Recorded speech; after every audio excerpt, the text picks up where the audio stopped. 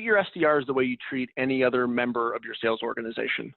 I know that sounds like a no-brainer, but when I go around to leadership meetings, you know, if someone is using an example of someone at the bottom of the totem pole, they might use the SDR as an example. And like, that's a mindset, like that's a feeling, that's a thought. That is how other leaders think about their SDR program.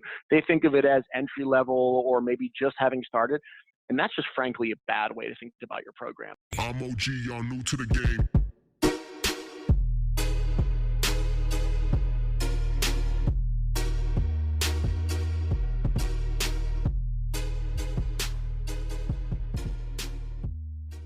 What's going on, everybody? This is Morgan J. Ingram here, host of the SDR Chronicles, bringing you sales development, knowledge, tactics, and insights for your sales development career, and also your entrepreneurial journey. As I believe that sales development is the mantra and vocal point of our journey, and also it's something that we use every single day. So we should understand how to utilize that. So today I have Justin Welsh from PatientPop, SVP of Sales. Super excited to have on the show as we're getting more executive insights on the show. And the topic today, it revolves around that, which is how Justin sees the SDR unit from an executive level and how he's helping SDRs ramp. So with all that being said, as we dive into that topic, Justin, tell us a little bit more about yourself and why you're excited about this topic today.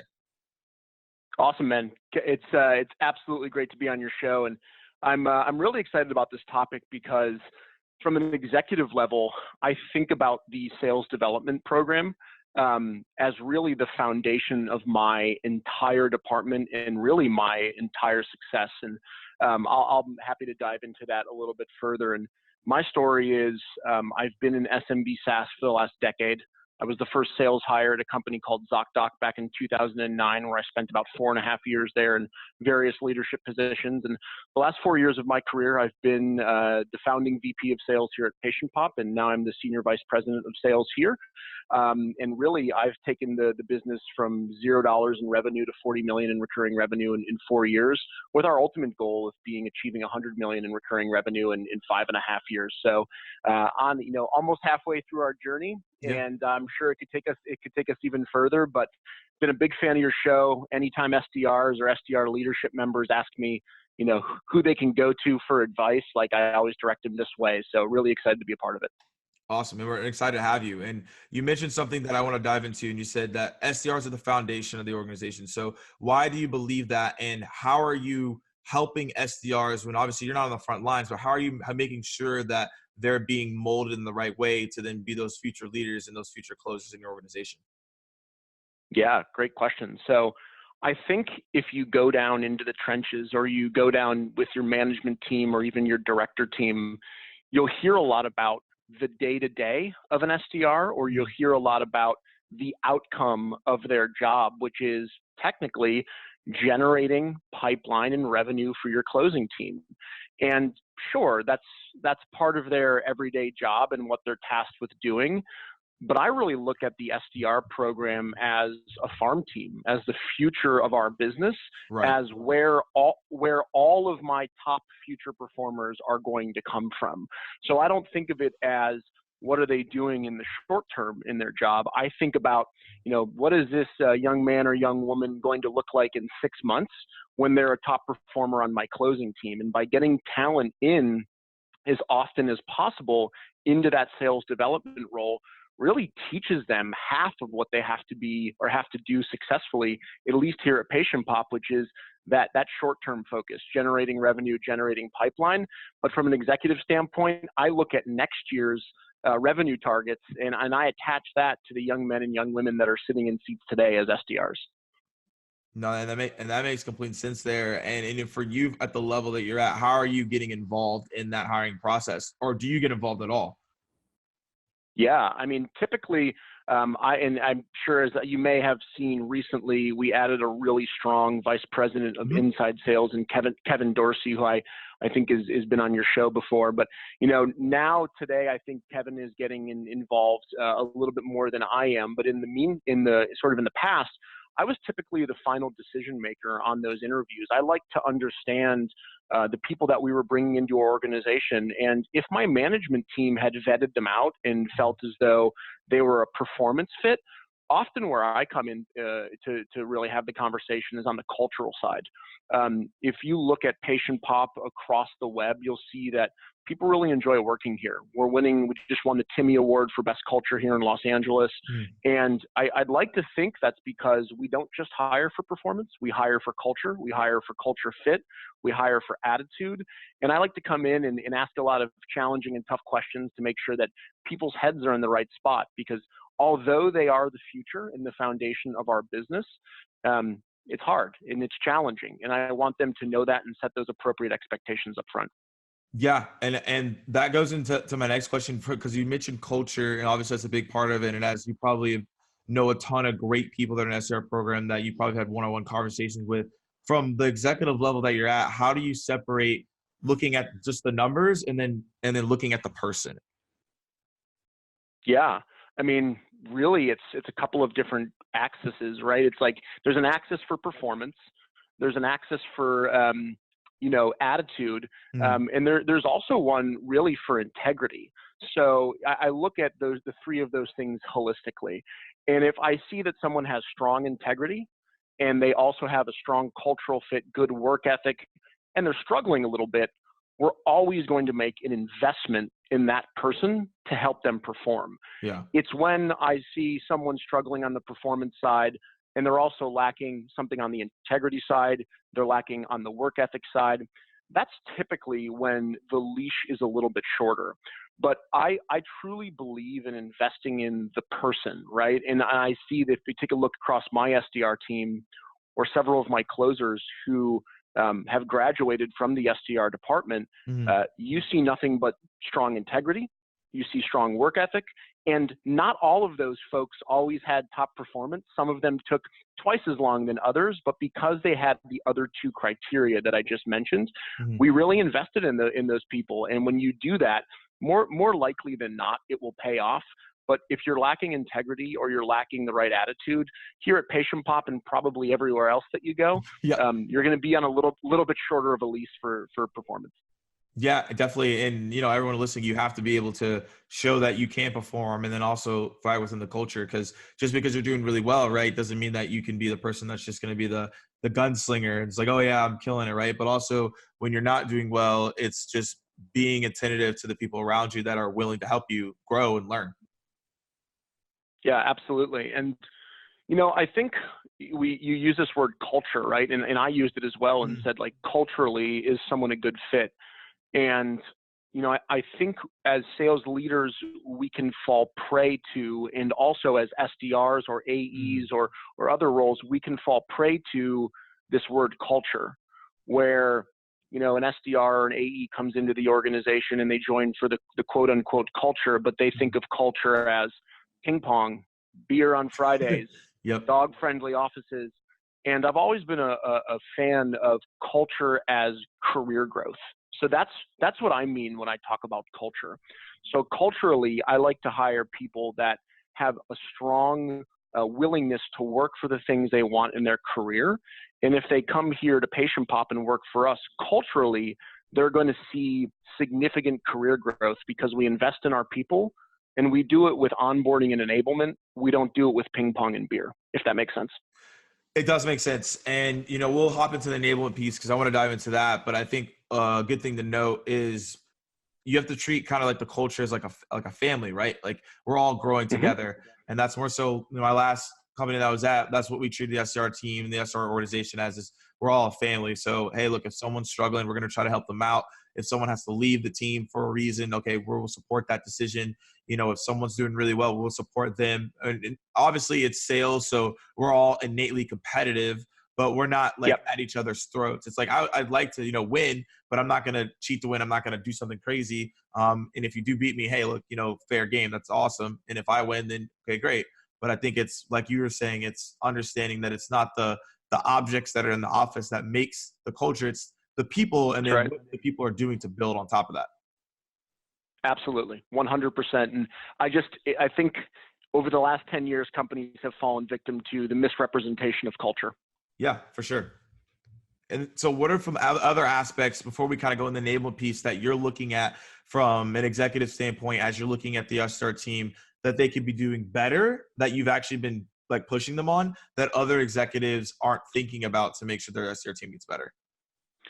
Yeah, I would say it's maybe flipping the script on what you're looking at from a metrics perspective. So don't get me wrong, right? Like dials matter, talk time matters, conversion rates matter, and you have to have a foundation, of metrics and things that you're measuring on a regular basis to make sure that someone's just not doing their job at all. But really, what I look at is the outcome. Right. To me, that is the most important thing.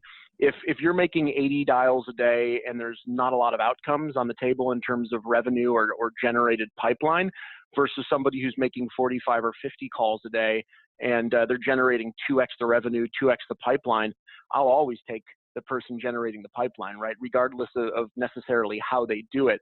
And what I've seen when I go and I work with other businesses in our industry is this tethering to the old school quantity over quality. Yeah. And it goes up through the ranks, or it actually goes down through the ranks. It starts at the top. It goes down through the director level managers or the director level employees. It goes down into the management team. And what you end up with is a smile and dial, antiquated, stressed out, not want to go get a cup of coffee even in the middle of the day to kind of recharge SDR program. Yep. And frankly, you're going to burn people out before they're even ready to take the next step in their career at your company. And they're going to go somewhere where the quality of their work is what shines through, not necessarily the quantity of what they do. So right. I don't know if that makes us necessarily unique or different than other companies in the space, but when I sit down with my SDRs one-on-one, which I do on a regular basis, as the SVP of Sales, I want to make sure I have a connection to that team. Yeah. What I hear from them is they feel flexibility. They feel creativity. They feel excitement at being able to approach the job in the way that they feel they'll have the best opportunity for success. So I like to think that makes us unique. Yeah, I think it's a really great point because a lot of people don't think about the ways of how to be innovative within their process. And more so, like you said, you're just going through the motions of like, hey, we need to make 60 calls. And it's like, okay, great. Here's the script. Let's just run through it and see what happens, instead of being like, what are we actually saying and how I should be saying it? You got to know that. Absolutely. And one of the other things it does is it stifles creativity. Yeah. So if you say, hey, you got to make 80 to 100 dials and you got to have this much talk time, which by the way, I understand through onboarding, you want to hit your core metrics and things like that, of course. But it does stifle creativity. It does mean that at some point, Jim, your SDR, is not going to try to take a little extra time and drop a video in a few of their outreach. They're not going to wake up a little bit earlier and create some custom voicemails and try something new that might have a high conversion rate. And if you're never trying new things because you're constantly on people for quantity, then you don't turn over rocks, you don't discover what's underneath, and you don't actually iterate or optimize all that frequently because you're so focused on the quantity metric, which to me is silly. I'm an outcomes-based, sales leader. Yeah, of course. And so going into, you mentioned it earlier, we're going to go back into it, the enablement part, right? So how are you working with enablement to make sure that SDRs and even SDRs that are maybe going to AEs, that they're ramping in the right way so they're prepared for that next role? Yeah, just investment of time and energy into your people. If I rewound the tape a little bit, Morgan, and I thought through how we used to bring SDRs into our account executive program, it was a little bit like, hey, you're going to be here 12 months, 18 months, and you got to be the best there ever was.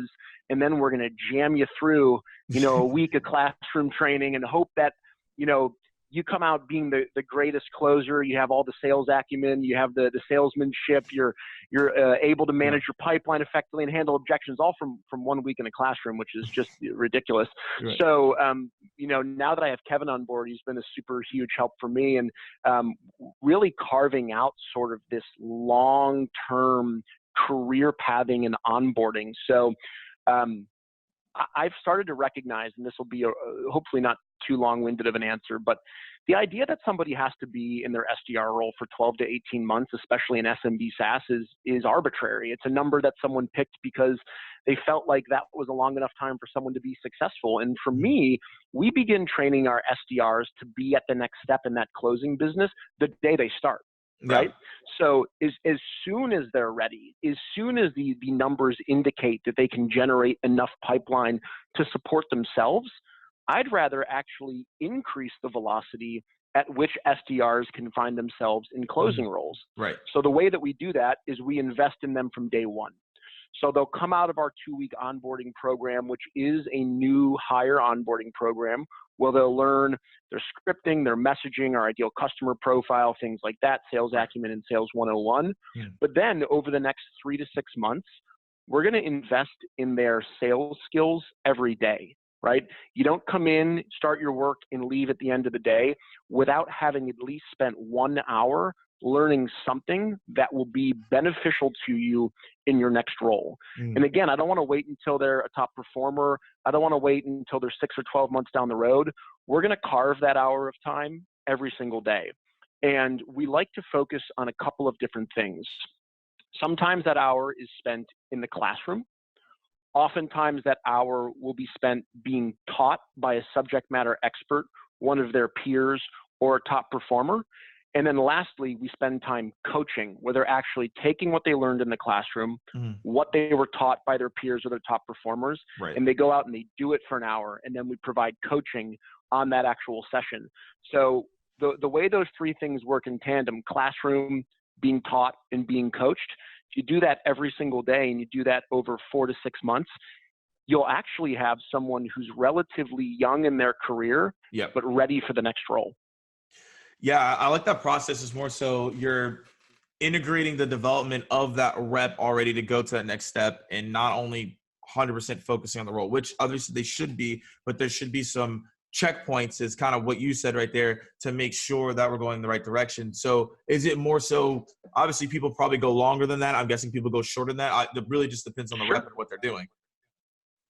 That's right. So for me, if I take a look historically back 4 years at our business from where we started, and I look at my top performers, the ideal profile of a top performer, at least here at PatientPop, is not someone with 10 years of sales experience. It's not even someone with 5 years of sales experience. It's someone who has 1 to 2, someone who's hungry, who wants to take that next step, who hasn't been given that opportunity somewhere else, but has proven that, man, they can generate enough pipeline, which is 50% of the ball game here at our business.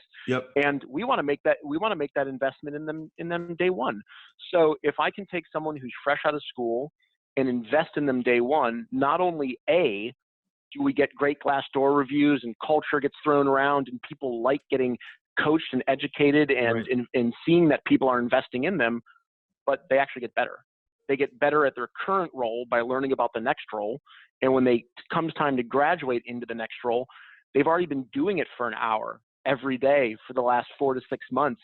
So it's not a shock to the system. It's not a surprise. It's not something that they've never done before. So it's not rocket science. And invest in your people early, and they'll stick around and they'll be excited and ready for that next role.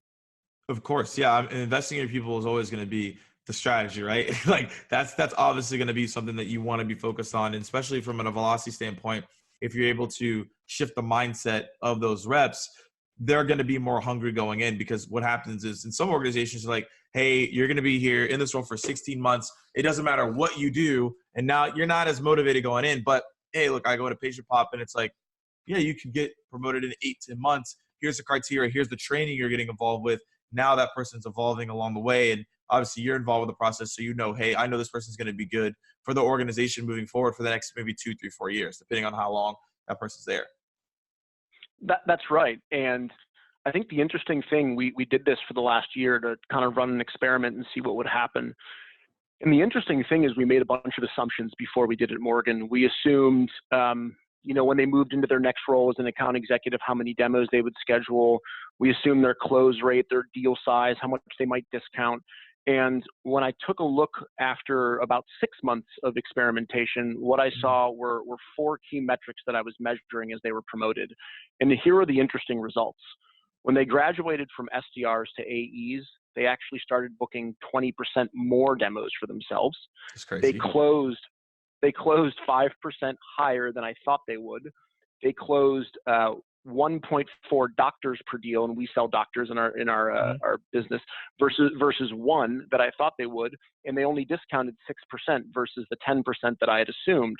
So as I put people through internal promotions and internal training, they actually came out trained the way that we wanted them to be versus inheriting someone with different skills or bad habits from other companies, and we were able to control and ultimately improve those metrics that we were measuring. Yeah, no, that's great to hear. And that's really encouraging for other people who are listening, maybe in the leadership role of like, hey, this is how the SDR function can really fit. And, before we wrap up and go to the final question, is there any other thoughts, any other insights you want to give just from your executive view, how you really see this XDR function? Yeah. Treat your SDRs the way you treat any other member of your sales organization. I know that sounds like a no-brainer, but when I go around to leadership meetings, if someone is using an example of someone at the bottom of the totem pole, they might use the SDR as an example. And like, that's a mindset, like that's a feeling, that's a thought. That is how other leaders think about their SDR program. They think of it as entry level or maybe just having started. And that's just frankly a bad way to think about your program. If you don't think about your SDR program as the cornerstone of your business, then best of luck generating $100 million or $200 million in pipeline, which you'll need if you want to, hit your bookings targets if you're a hyper growth business like ours. So first of all, it's just setting the tone that the SDR program is as important, if not more important, than other parts of your department, and having that feeling and that culture radiate through your leadership team, so nobody ever makes anyone on the SDR department feel as though they're anything less, because they're so crucially important. And I think the second piece is maybe, again, just breaking some of those stereotypes that we see in the leadership area, where there has to be a certain amount of time that somebody spends as an SDR before they can become an effective closer. If someone can generate enough leads for a regular account executive to close and hit quota, and they can do it for themselves, I guarantee you're going to find a way to drive your costs down and be more efficient. So think outside the box, and don't be tethered to this long-term idea. Increase the velocity at which SDRs get promoted at your business, but make sure that you do it through a thorough and robust onboarding and enablement program, because that is the foundation for increasing velocity. Yeah, no, for sure. And I love that piece of it. And as we wrap up, the final question I ask everybody else, on the show is, what's the number one piece of advice that you have for SDRs as they're entering into that new role? Yeah, I'd say the number one piece of advice that I have is be open-minded. We hire a lot of SDRs, and they come in and they're really excited to get started. And when they're really excited to get started, the first thing they want to do is they want to get out of training and hit the phones. And I would say you're going to try some things that make you uncomfortable in the beginning of your SDR role, because your managers know that it's effective and your peers know that it's effective. And you have to approach those things with an open mind. You can't be rigid and inflexible early in your career when you're in a revenue generating role. So I always come into the training programs and I tell SDRs that by putting themselves in positions where they're uncomfortable on the phone, or they feel a little bit out of their comfort zone, they're growing, and they're going to learn how to have those uncomfortable conversations 6 months from now when they're in a closing seat.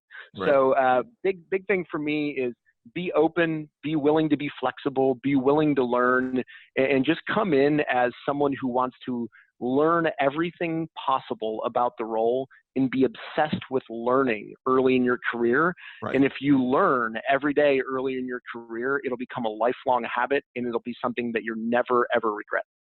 Love it. Well, that's some great advice. I it's the same advice, always continue to learn 1% better every single day. So as I always say, guys, keep dialing, and I'll see you guys soon.